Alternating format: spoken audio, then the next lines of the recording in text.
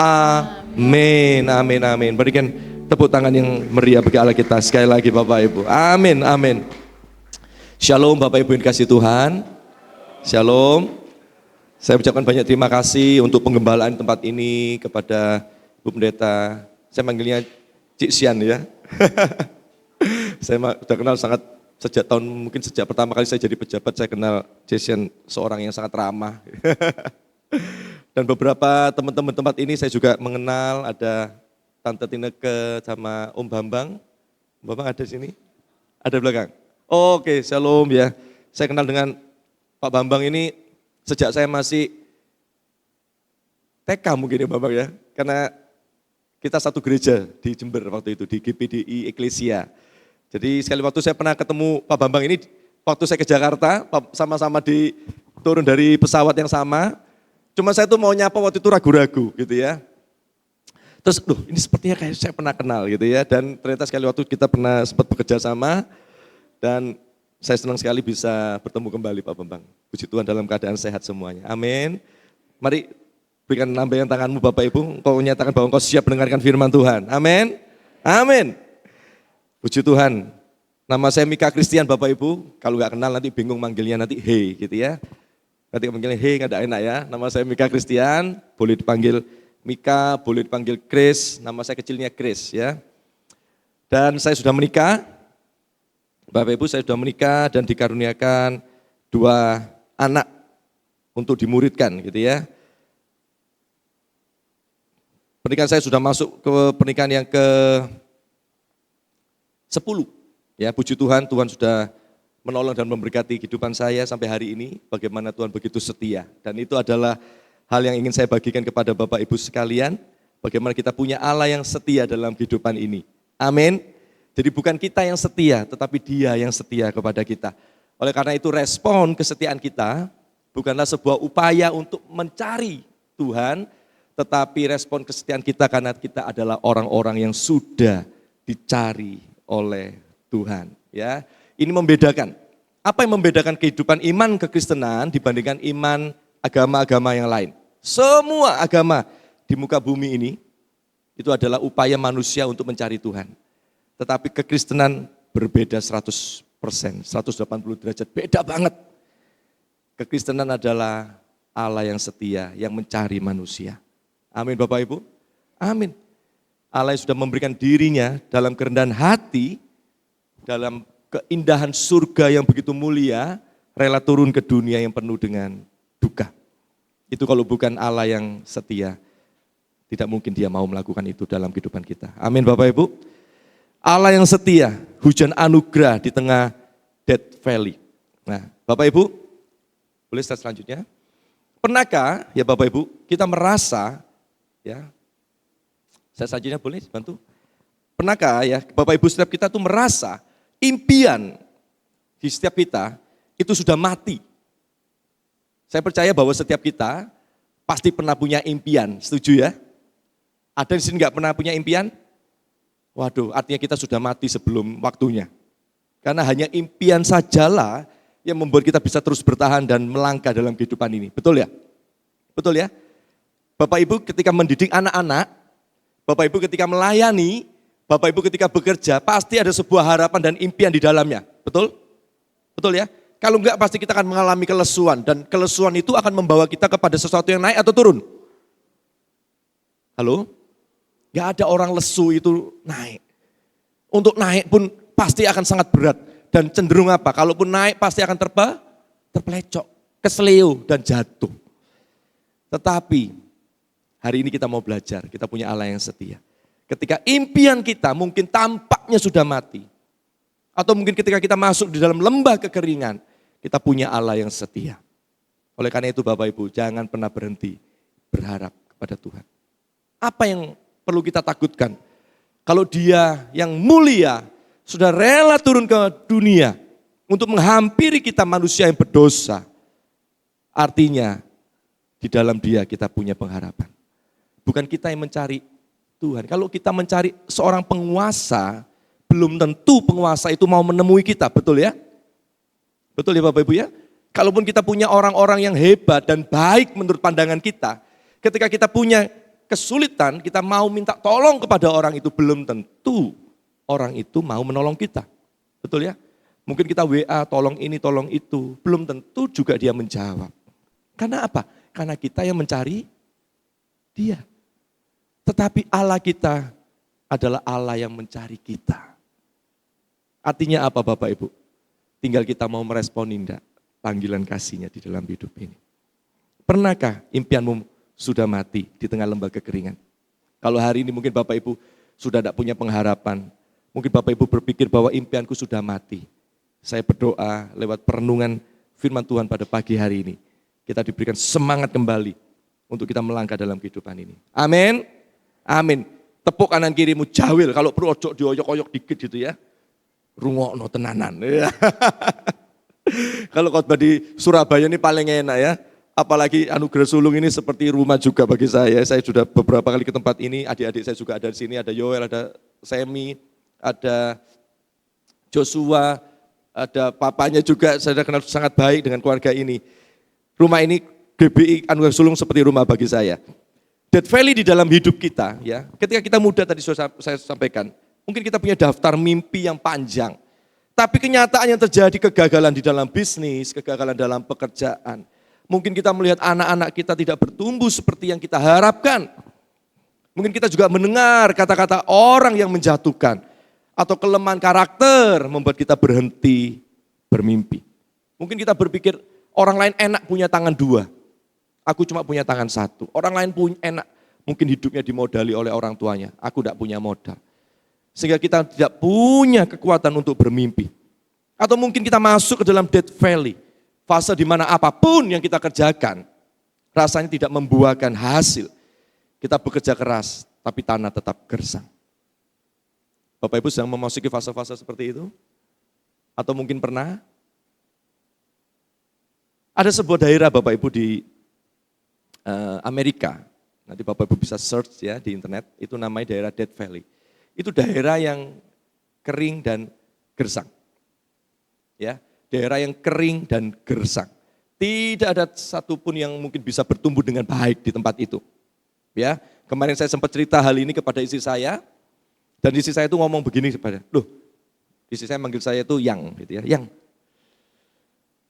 Ada satu tumbuhan, saya itu pernah dikasih teman, kata istri saya begitu. Tumbuhan itu aneh. Kalau musim kering, ya kemarau, mati tumbuhan itu.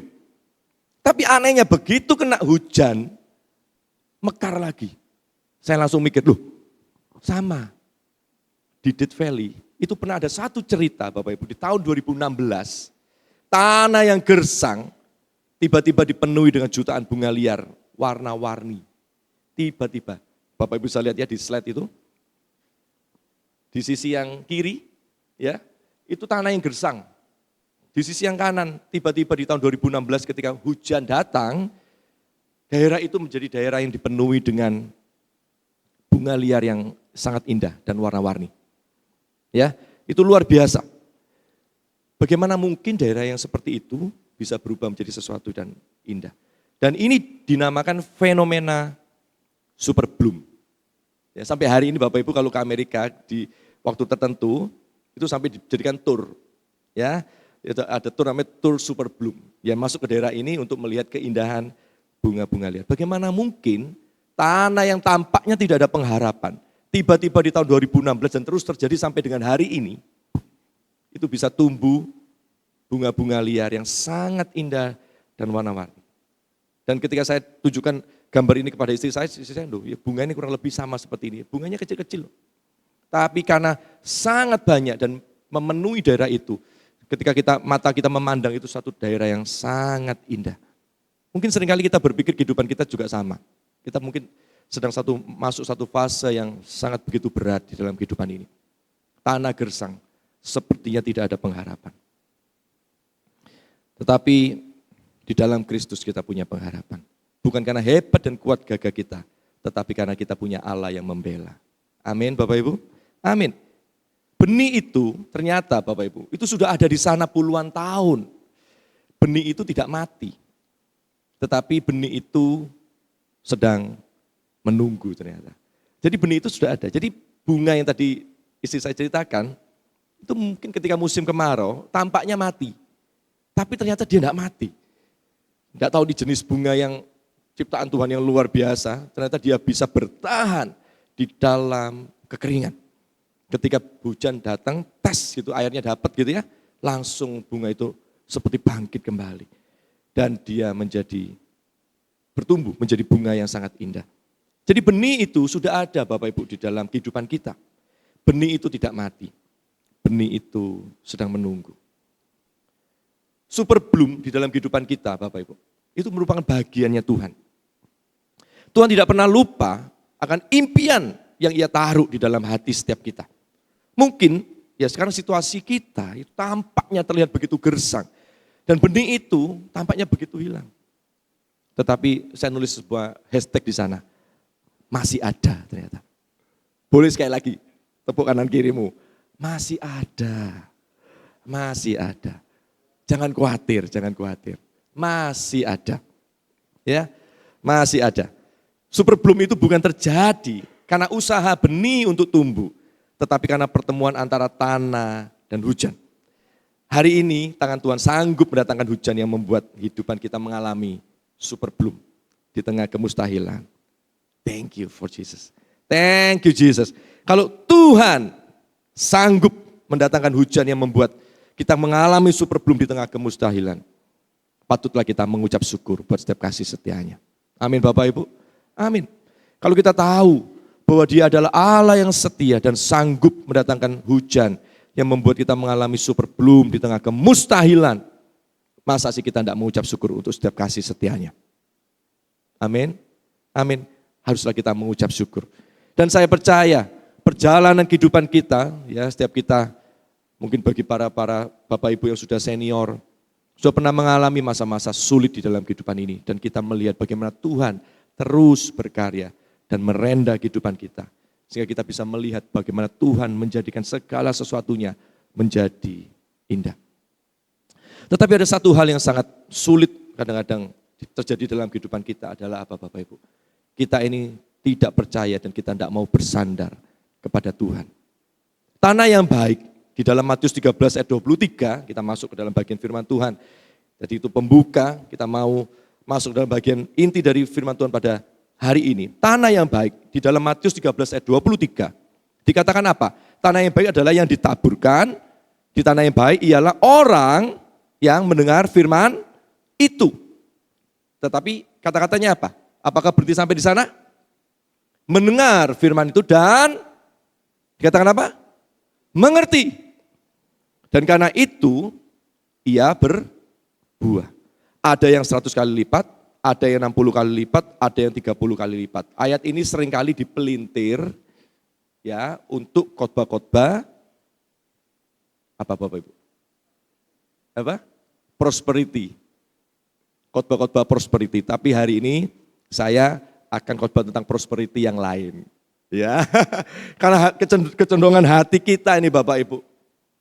Bahkan hanya ada satu hal yang bisa menyaingi Tuhan di dalam dunia ini. Apa Bapak Ibu? Namanya apa? Jen.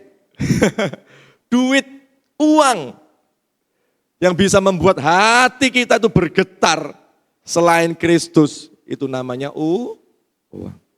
Banyak orang itu ngomel-ngomel kepada orang yang korupsi. Tapi giliran bagian itu lewat dalam hidupnya dia, jangan-jangan dia yang korupsi. Kenapa Bapak Ibu? Karena itu tidak mudah. Bahkan Tuhan sendiri ngomong, ya banyak bagian Tuhan seringkali ngomong bahwa Mamon itu punya kekuatan yang luar biasa. Cinta akan uang itu luar biasa mengganggu kehidupan kita. Tetapi topik tentang Matius 13 ayat 23 ini tidak berbicara tentang jen. Ya. Jadi berbuah 100 kali lipat, ada yang 60 kali lipat, ada yang 30 kali lipat. Ini bukan tentang pertumbuhan jasmani saja. Saya mau katakan begitu. Kenapa Bapak Ibu? Karena Tuhan suka juga dengan pertumbuhan jasmani dalam kehidupan kita. Karena itu Tuhan hadir ke dunia, rela menjadi miskin supaya kita menjadi kaya. Tidak hanya kaya secara hal-hal yang rohani saja, tetapi juga kaya dalam hal-hal yang jasmani juga. Jadi kita sebagai orang Kristen juga jangan sok-sokan rohani, terus rela menjadi sangat miskin, menderita, ke dalam kekonyolan. Itu juga bukan Injil. Injil itu memenuhi seluruh aspek kehidupan kita. Dia berjanji bahwa dia memelihara kita, sekaligus dia juga berjanji tinggal dalam hati kita. Supaya apa? Supaya pemeliharaannya tidak kita gunakan seenak hidup kita. Nangkep Bapak Ibu ya. Supaya setiap bagian berkat-berkat yang Tuhan izinkan terjadi dalam kehidupan kita pakai untuk kemuliaan nama Tuhan. Tetapi kalaupun ada bagian berkat yang tidak hinggap dalam kehidupan kita, mungkin kita juga diberikan kekuatan, kuasa Allah itu bekerja dalam kehidupan kita, memampukan kita terus bertahan, mengiring dia sampai akhir kehidupan kita. Itu berita Injil bagi setiap kita Bapak Ibu. Setiap kita akan mengalami buah dalam kehidupan ini. Setiap kita akan mengalami pertumbuhan. Tapi saya tidak mau fokus kepada bagian itu Bapak Ibu.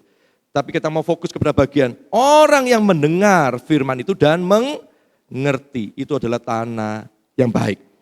Kata-kata mengerti, itu di dalam bahasa Yunaninya itu suniemi. Itu harusnya E-nya itu ada garisnya di atas ya Bapak Ibu. Saya kurang fasih di dalam bahasa ini, tetapi saya mencari di dalam bagian pengertian ini di internet. Itu suniemi, itu dari dua kata, sin dan hiemi. Sin artinya bersama-sama dengan, dan hiemi itu artinya meletakkan. Jadi menjadi tanah yang baik bukan soal intelektual, bukan soal kemampuan, bukan soal modal atau seberapa suci kehidupan kita. Tetapi mengerti ini berbicara tentang meletakkan hidup kita bersama-sama dengan Sang Firman itu. Jadi orang yang mendengar dan mau meletakkan hidupnya bersama-sama dengan firman yang sudah didengar, itu akan memberikan kehidupan kita menjadi kehidupan yang berbuah. Amin. Seringkali kita berpikir ayat ini berbicara tentang kita yang berupaya. Tetapi berita damai sejahtera bagi kita, berita anugerah bagi kita adalah bukan kita yang berupaya, tetapi Dia yang berupaya bekerja dalam kehidupan kita. Sehingga respon apa yang kita lakukan dalam keseharian, respon perbuatan baik kita, respon pelayanan kita, respon kehadiran kita datang di dalam ibadah-ibadah ini, itu bukan upaya kita, itu adalah upaya Allah untuk membawa setiap kita makin serupa dengan Dia. Oleh karena itu Bapak Ibu, tidak ada satupun di tempat ini orang-orang yang berbesar hati atau menyombongkan dirinya seolah-olah dia menjadi orang yang lebih baik dibandingkan yang lain. Karena apa? Karena ini bukan upaya kita. Semua adalah karya Allah di dalam kehidupan kita. Oleh karena itu kita patut mengucap syukur. Kalau di tengah-tengah tantangan zaman yang begitu ketat dan berat ini, di tengah-tengah tantangan yang begitu menghimpit ini, kita bisa diizinkan terus menghampiri Tuhan. Kita bisa terus mengalami suniemi. Kita bisa terus bersandar kepada Tuhan, meletakkan kehidupan kita bersama-sama dengan firman. Itu anugerah Tuhan bagi kita. Amin Bapak Ibu. Ketika kita di dalam kehidupan yang berkelimpahan, kita bisa terus rendah hati. Itu anugerah Tuhan. Bagaimana banyak orang ketika kita mengalami kesuksesan, dia mengalami kesombongan yang begitu luar biasa. Ataupun sebaliknya, ketika orang itu mengalami kehancuran, dia bisa meninggalkan Tuhan. Tetapi kalau Bapak Ibu di dalam segala keadaan, bisa terus setia mengiring Tuhan. Itu bukan karena hebat dan kuat gagah kita. Semata-mata hanya karena kebaikan Tuhan saja. Oleh karena itu Bapak Ibu, ayo kita mau terus meletakkan pengharapan kita bersama-sama dengan Sang Firman itu. Amin. Benih yang mati di dalam Yohanes 1 ayat 1 dan 14 itu mengatakan tentang Yesus adalah Sang Firman yang menjadi manusia. Ini berbicara tentang kelahiran Yesus di dalam Yohanes 1 ayat 1 dan 14 itu berbicara tentang Yesus adalah Sang Firman yang menjadi manusia. Yesus adalah benih yang paling utama dan Yesus harus jatuh ke tanah dan mati. Ya, secara literal Yesus harus turun ke bumi dan mengalami kematian supaya setiap kita yang seharusnya mengalami kematian, kita justru mengalami apa? Kehidupan. Dan kehidupan kita adalah kehidupan yang berbuah. Yesus rela masuk ke dalam death valley yang seharusnya menjadi bagian kita. Supaya setiap kita, saudara dan saya, bisa mengalami kehidupan yang berkelimpahan. Tidak hanya berkelimpahan secara jasmani, tetapi kita bisa berkelimpahan dalam segala kebajikan. Kita bisa berkelimpahan di dalam segala aspek kehidupan kita. Mungkin kita sedang mengalami kesulitan, tetapi kita terus dimampukan untuk memberikan sesuatu bagi pekerjaan Tuhan. Kita terus dimampukan memberikan sesuatu untuk orang lain, membagi hidup kita untuk kebajikan. Karena seringkali Bapak Ibu, hari-hari ini saya melihat bagaimana tantangan zaman membuat orang itu makin undur daripada Tuhan. Tetapi orang-orang yang sudah dipanggil dan Yesus tinggal di dalam hidup orang itu bisa terus membagikan hidupnya dan memberikan kebajikan kepada banyak hal. Amin. Amin. Dan identitas kita sebagai tanah itu tidak ditentukan oleh apa Bapak Ibu? Posisi kita. Ya, tidak ditentukan. Tetapi kita itu ditentukan karena Yesus yang ada di dalam kita. Bukan karena performa kita, tetapi kehidupan kita ditentukan oleh apa? Karena Yesus ada di dalam hidup kita. Amin. Itu menjadi suatu hal yang sangat indah dan suatu janji yang sangat besar bagi kita Bapak Ibu. Kalau Yesus, sang benih yang sangat luar biasa itu, mau menjadi manusia dan mengalami kematian dan tinggal di dalam kehidupan kita. Maukah kita menyambut Yesus, sang benih yang mulia itu untuk tinggal dalam hati kita? Amin. Kalau Bapak Ibu di dalam keraguan, Bapak Ibu di dalam ketakutan, datang sama Yesus. Tidak sedikit Bapak Ibu, dalam kehidupan ini, pastinya ya, kita itu mengalami ketakutan-ketakutan. Betul ya? Anak muda takut tentang masa depan. Pengusaha takut sama bagaimana bisnisnya bisa berlangsung atau tidak. Kalau sudah mau retired, nanti bisnisnya bisa diwariskan kepada anak-anaknya atau enggak. Bagaimana banyak sekali ketakutan-ketakutan terjadi dalam kehidupan ini. Tetapi orang-orang di dalam Tuhan akan memberikan respon yang berbeda ketika menghadapi tantangan. Amin Bapak Ibu ya. Orang-orang di dalam Tuhan terus punya pengharapan. Kenapa? Karena Yesus ada dalam hidup kita. Itu membedakan. Orang lain itu ketakutan tidak punya pengharapan Bapak Ibu. Kita tuh ketakutan ada karena kita masih lemah dan penuh dengan daging, masih melekat dalam kehidupan kita.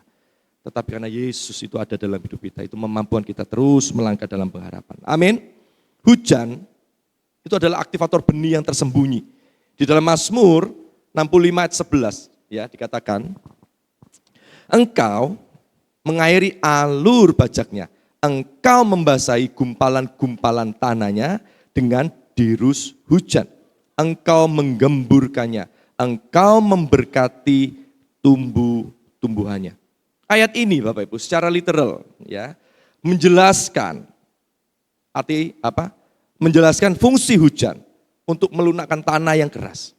Ya kita semua sepakat. Tanah kalau mau gembur, caranya diapain?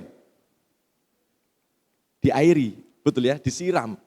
Ya, di gereja lokal saya di Berkat Bagi Bangsa beberapa waktu ini itu melakukan pembinaan training misi Bapak Ibu. Ada satu sukacita yang heran ya, saya juga sampai habis pikir di samping sisi sebelah gereja, seberang gereja itu ada satu tanah yang sangat luas. Anehnya, enggak tahu nih ini saya kadang begini berkat Tuhan atau apa ya gitu ya, kadang-kadang kita juga bingung, tapi saya anggap ini satu berkat yang luar biasa. Anehnya, tanah itu kita nggak tahu siapa yang punya. Dicari-cari nggak nemu siapa yang punya ini gitu loh. Nah, di dalam salah satu program di dalam pembinaan misi ini itu adalah memperlengkapi anak-anak misi untuk bisa punya life support sendiri, self support sendiri. Dan salah satunya adalah dengan bercocok tanam. Bayangkan Bapak Ibu di tengah perkotaan ini nyari tanah 1000 meter itu kira-kira gampang atau susah? Dan ini ajaibnya jejer gereja, bayangkan Bapak Ibu. Dan kita nggak tahu siapa yang punya. Akhirnya kita izin kepada RT RW kelurahan ya untuk daerah itu tanah itu kita manfaatkan untuk bercocok tanam. Dan Bapak Ibu tahu yang namanya rumput tumbuhan liar lamtoro yang paling banyak seringkali itu ya, itu luar biasa. Dan hari ini tanah itu menjadi subur. Jadi Bapak Ibu kalau kepingin ketela, daun telo rambat, datang ke B3. Ya. Gratis, nek mau bayar tak tampani. Buahnya nandur lombok, tumbuh. Ternyata tanahnya subur. Pertanyaannya kenapa bisa subur? Karena disirami, diairi. Jadi tanah yang keras, yang sebelumnya itu penuh dengan geragal-geragal dan batu-batu, ketika disirami, dialiri air, tanah itu menjadi tanah yang subur.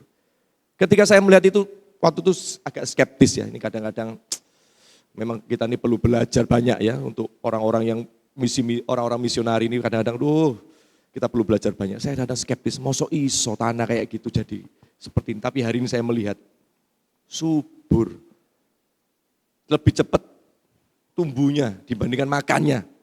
Jadi Bapak Ibu kalau mau makan banyak di sana ya, banyak. Mau lalapan bingung, bingung lalapan pergi sebelah gereja saya mampir B3 pasti dikasih banyak banget soalnya. Jadi hujan itu akan melunakkan tanah yang keras. Tanpa kelembutan ini benih itu tidak bisa menembus permukaan untuk mekar. Ini merupakan simbol bagaimana kasih Tuhan melembutkan hati kita yang keras. Betul ya, panggilan kasihnya itu memampukan kita menjadi tanah yang lembut. Bagaimana seringkali kita mungkin sulit mendidik anak-anak, ya mungkin jemaat juga, tantangan di dalam pelayanan pekerjaan dan sebagainya. Sulit sekali rasanya, cek atos sih orang-orang ini ya. Cek angel gitu ya. Betul ya, mungkin cek sian dalam penggembalaan ya. Jemaat kok cek angel gitu mungkin itu ya. Tapi jemaat sini gak ada yang sulit ya. Itu mungkin di tempat lain. Coba dilihat kanan kirinya. Oh, ini orang-orang yang muda dan sudah lembut hatinya ya. Tetapi firman Tuhan sanggup melembutkan hati kita. Dan panggilan kasihnya itu memampukan kita menjadi tanah-tanah yang subur. Hujan adalah cara Tuhan mengaktifkan potensi yang sudah lama ia tanam di dalam setiap kita. Amin Bapak Ibu? Amin. Kemudian kita lanjut di dalam nubuatan Yesaya tentang sungai Bapak Ibu ya. Ini sangat menarik sekali Bapak Ibu. Ketika saya merenungkan bagian ini, di dalam Yesaya 43 ayat 9 dikatakan apa? Ya, ini saya potong Bapak Ibu karena cukup panjang ayatnya. Ya, aku hendak membuat jalan di padang gurun dan sungai-sungai di padang belantara. Kalau kita tahu bahwa Yesaya itu penuh dengan banyak nubuatan tentang Yesus. Ya. Sebagai informasi, Yesaya itu bagian dalam banyak bagian cerita di dalam Yesaya itu menubuatkan tentang Yesus. Dan ternyata bagian Yesaya 43 ayat 19 ini itu sambung dengan Yohanes 7 ayat 38. Dikatakan apa? Barang siapa percaya kepadaku, seperti yang dikatakan oleh kitab suci, dari dalam hatinya akan mengalir aliran-aliran kehidupan. Itu kan sama, ya, linier dengan Yesaya 43 ayat 19, sejalan. Dikatakan apa? Yesaya 43 ayat 19, ya aku hendak membuat jalan di padang gurun dan sungai-sungai di padang belantara. Siapa pribadi itu? Yesus. Orang-orang yang datang kepada Yesus di dalam hidupnya akan dipenuhi dengan aliran air kehidupan. Super bloom dalam hidup kita itu dapat terjadi karena Yesus, sang air hidup, mengalir masuk ke tanah hati kita yang kering. Dan perubahan itu datang dari mana Bapak Ibu? Dari mana? Luar ke dalam atau dalam keluar? Halo? Kita katakan dari dalam keluar dan bukan hasil polesan manusia. Meskipun Bapak Ibu, sosial media hari-hari ini banyak memoles manusia ya supaya tampak begitu menjadi orang yang sangat baik. Ayo siapa di sini yang tergiur kalau nonton di TikTok, Instagram, YouTube apapun namanya yang orang bagi-bagi iPhone. Halo. Tidak ada yang tergiur Bapak Ibu. Layak masuk surga semua kayaknya sudah langsung ya, langsung jalan tol ke surga ya. Tidak ada yang tergiur. Dapat iPhone. Halo. Tidak tergiur. Mintanya apa? Rumah ya kayaknya ya. Kurang larang iPhone ya. Kurang mahal. Sejujurnya kalau hati kita ya, wah leiso entuk lumayan. Betul ya? Betul ya? Bagaimana banyak orang memoles citra dirinya dengan cara berbagi, membagi-bagikan. Tetapi faktanya setelah kemudian beberapa waktu kemudian seringkali terungkap bahwa itu ternyata hanya apa? Gimik. Ya mungkin beberapa ada yang betulan, ada beberapa yang gimik.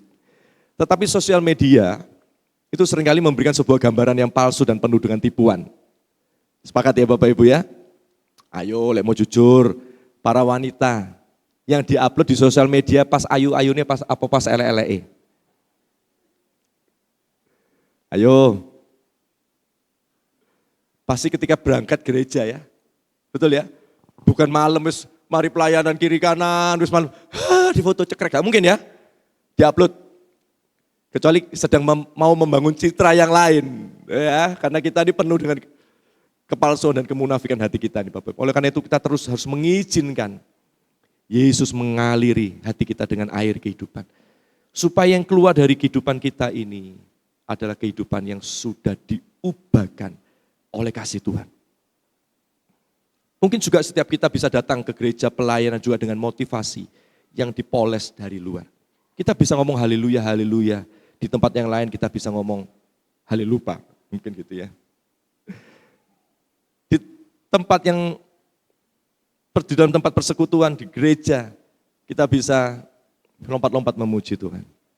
Tetapi mungkin di dalam banyak kesempatan kita penuh dengan gerutu dan umpatan kepada Tuhan.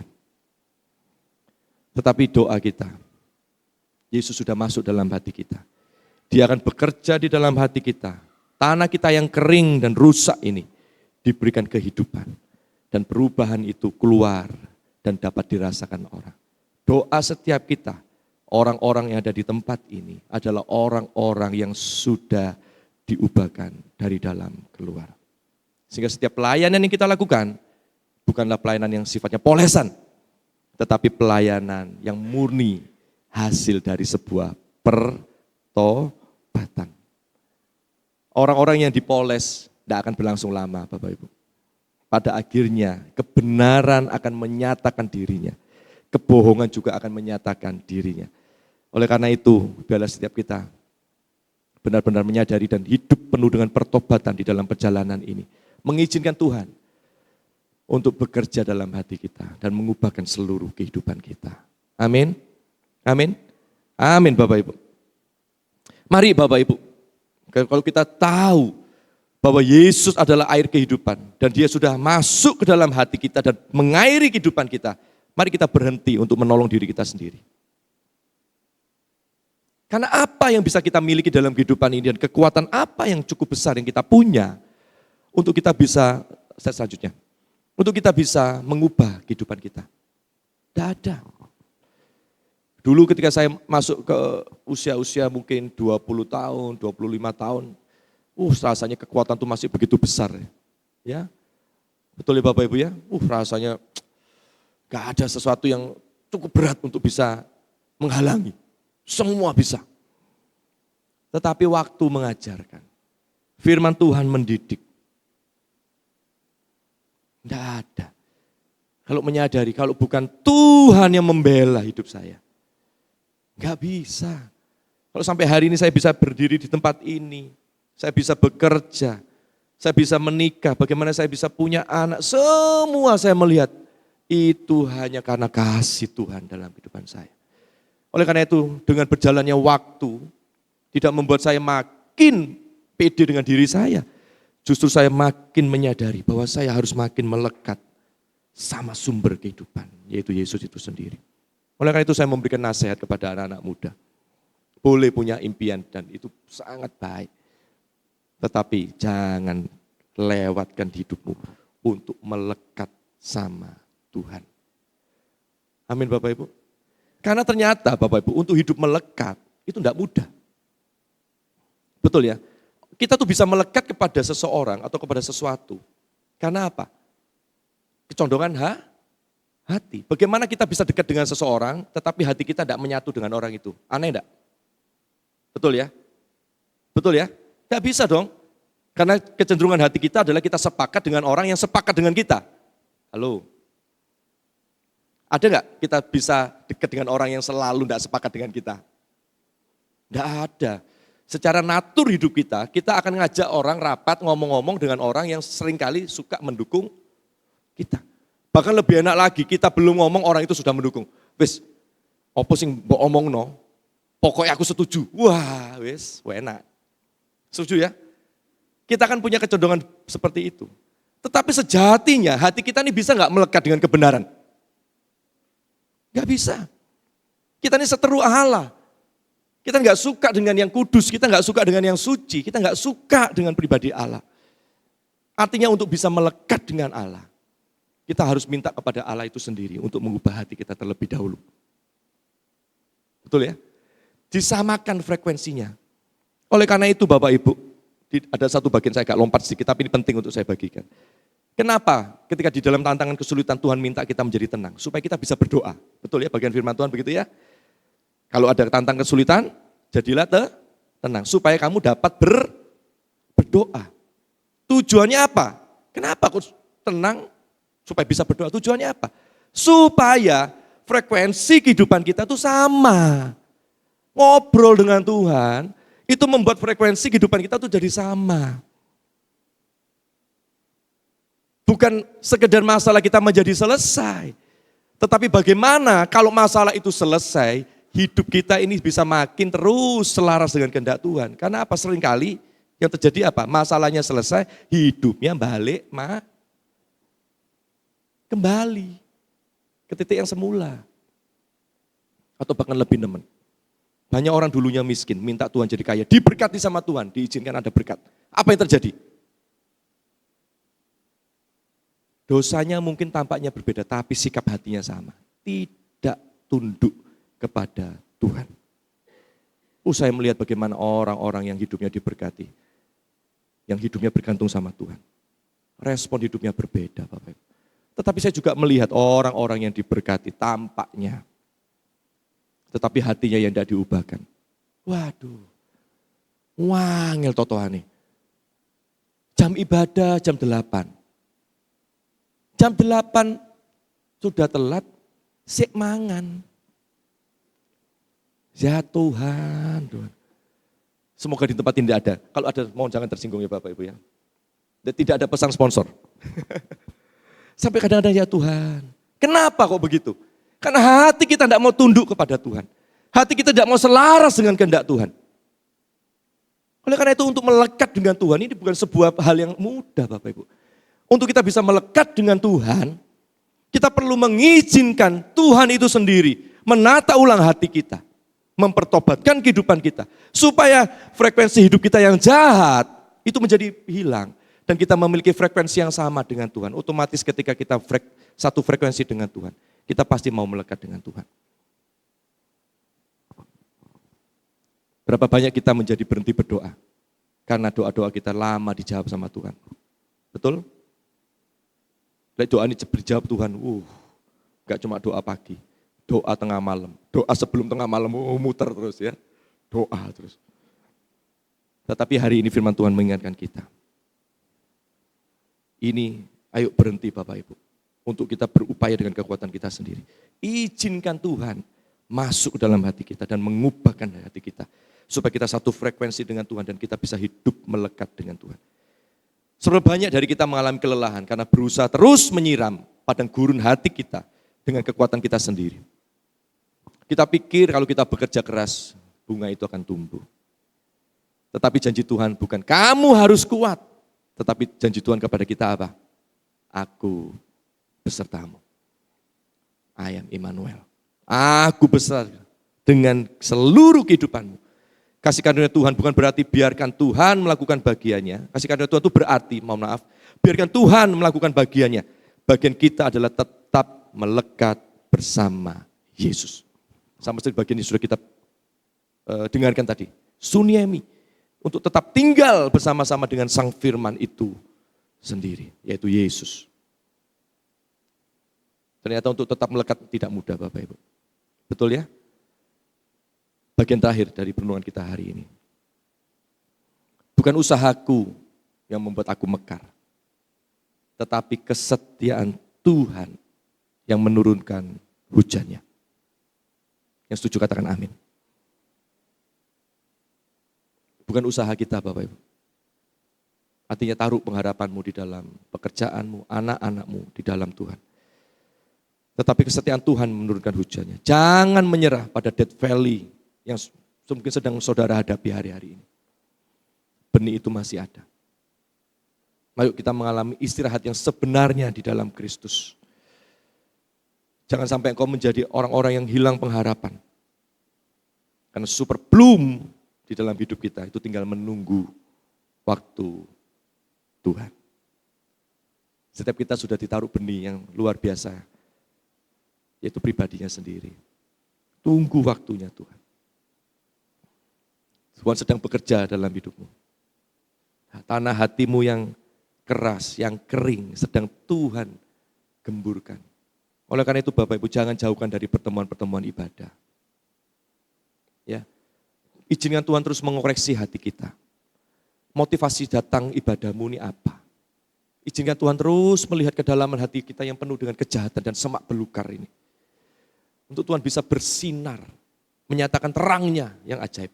Dan mengisi kegelapan-kegelapan hati kita dengan kasih-Nya, terang kasih-Nya yang luar biasa. Karena ketika terang itu datang, kegelapan itu akan pergi. Tetapi kalau kita tidak mengizinkan terang itu menyinari hati kita yang gelap, bagaimana terang itu bisa menyinari kegelapan? Respon kita adalah sambut kasih-Nya. Hidup melekat kepadanya. Hampiri kasih setianya Bapak Ibu.